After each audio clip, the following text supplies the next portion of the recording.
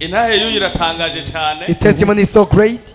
Uyu yarafashwe agwara cyane ku buryo byari biteye ubwoba. This one was very sick. Afatwa n'ingwara yo mu mutwe. With a disease in the head. Aragira n'igihe avomisa amaraso mu kanwa no mu zuru. He vomited the blood from the mouth and nose. Abadoktere bose barakoranye. The doctors gathered. Baragerageza ingene bomuvura. They tried to treat him. Birananirana. It was impossible. Baramurungitse mu scanner muzi ari ngaha mu Burundi. They sent him different scanners in Burundi. Zose arazicamwo. Or he passed through them. Harabaho komisiyo medicale. There was a medicine treatment. Itegekanya kumurungika hanze canke bamuoperere ngaha mu Burundi. They were to send him abroad or here to be operated. Bacabamutuma ibipimo bya nyuma vy'Ikarusi. The last test was from Karusi province. Ariko bitimeze uko avaye ko baje Karusi. Before going to Karusi province. Jewe ndabimenye naragiye ndabazana hano. I knew it. I went to ask. Umuvyeyi arabakorera. The parents saved them. Akaguma remba. He continued to be sick. Agatora mitendo no munsi bukeye bikabandanya. They see tomorrow things are worse. Mbere yashinze ibikomere aha ku kuguru aha. Another testify about the wounds. It was so hard.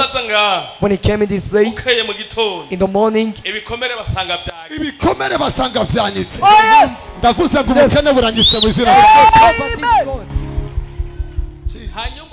And then, kugira ngo nyarutse, for me to be quick, uyu bari bafise programa yo kuja gusinya ugwete bwo kumugira operation ku munsi wa kabiri w'indwi heze. was about to go to operate him next week. Harabaho empêchement gatonya Some delay was. Imana yabigizemwe uruhara.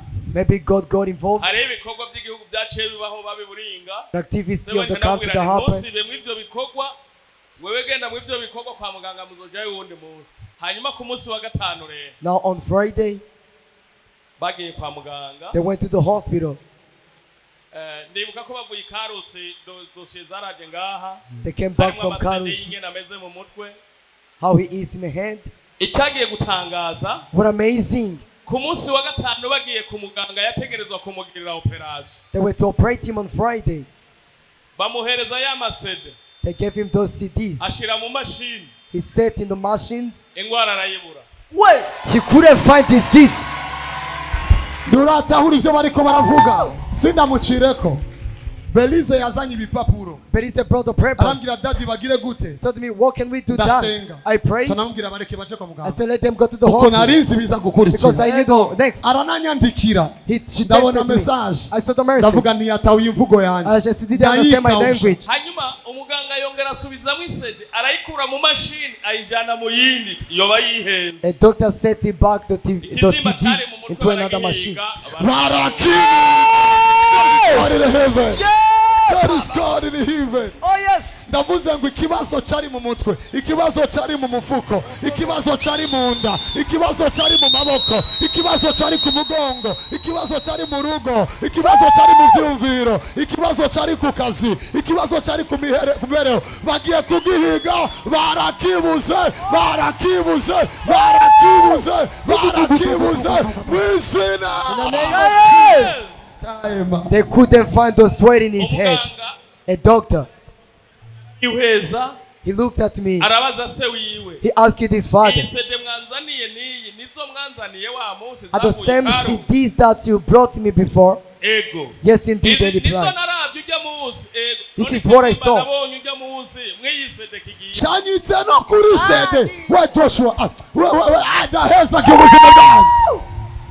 The sweat I used to see. My father. Hey. Hallelujah. Amen. It's God who can make to disappear things on CD. Amen. And your issue is about to disappear. They told him what I see. I see simple names which are swollen. Take this medicine to give him 2 months. But there is no problem in his head. Ayo mashukomye abakubona nibibazo bagiye kuvuga bati na kibazo afise ambezereza. Prophesy. Nanzu adafise afise zibiri. Amen. Prophesy. God be papa. Amen. Imana yo mwijuru rero habwe icubahiro. May God be praised indeed. Uyu nibaza ko ntiyobura icabwira Imana. Nawe yambonye ndiko nezgera man. ndavuga ko nsengeye abantu ncambona aramfasha nabwo mumureke agomba kuba afite icyabaye nigiki wavuga. Well, can you speak to Jesus? Amen. Wari uzi ko biheze. You thought everything was done. Where is your mom? Mama ahaguruka. This is his mom. Mama, what can you tell us? I'm glad in me.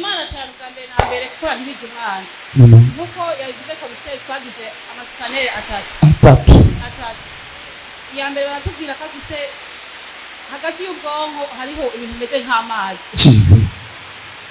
Hanyuma badukuma yindi bacha kuganga amazi yarakamye ngo mugabo ngo abona ikivyimba. Ariko turabibwira umukomiseri magose acha tukati ngo nabajana ahantu bashaka gusengera uwo mwana. Ibaze komiseri aravuga iyi affaire jewe nk'umuntu usanzwe nzi ibintu sindagutwara kwa Docteur Simba reka ndagutwara kwa Dr. Jesus. Oh yes. Vuga ngo Dr. Jesus. Sema Dr. Yes. Wacha Dr. Jesus. Gacha Dr. Yes. Uri mwiza cyane. It's so good. Baratubwira ati ngo tumujana ahantu ashobora kumusengera umwana ashobora agakira. Twaraje imisi ya mbere konga turagaruka mu nyuma yaho yongera arafatwa kandi asubira aragwara. Muganda avuga nti byari byose narabonye hajya ahantu hari Imana nzogumaho. Amen. Kuko nshobora kumushira mu bapfumu canke mu miti y'ikirundi kuko iyo ni fura yanje.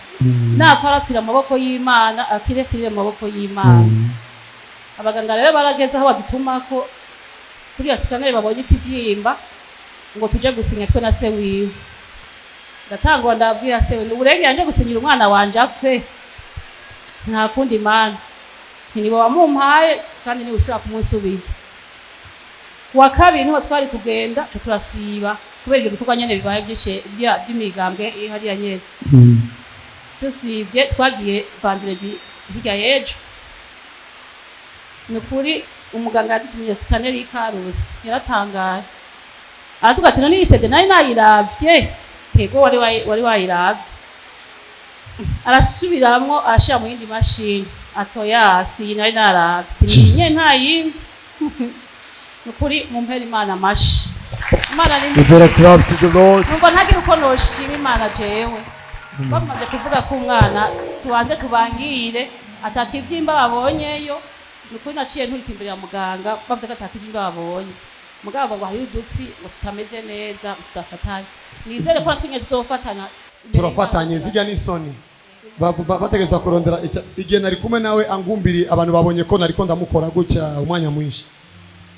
Imana igumisha. Uzogume ku Mana urabona kwigutabara. Sivyo ga? Uzogume he? Dwell in God. Kuko hari igihe nawe yumva gusenga agacupa kamukwega. Nivyo. Ndakuvugira ibintu. The prophet of Jesus. Amashije cyane kuri KRISTO yamugiriye neza. Mama twe turanezerewe. Turazi icyo bisigura umuvyeyi kubona umwana ameze neza. We know the meaning to see the person alive.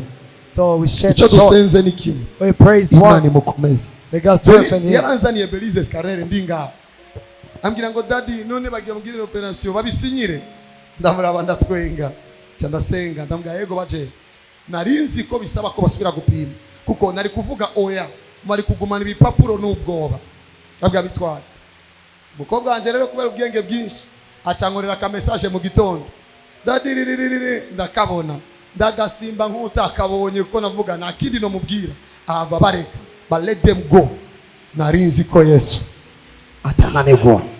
Umuntu wese ari ngaho. Icyo abaganga bavuze ko kidashoboka. Icyo abantu bavuze ko kidashoboka. Imana yanje iratumye gikunda mu izina ryayo.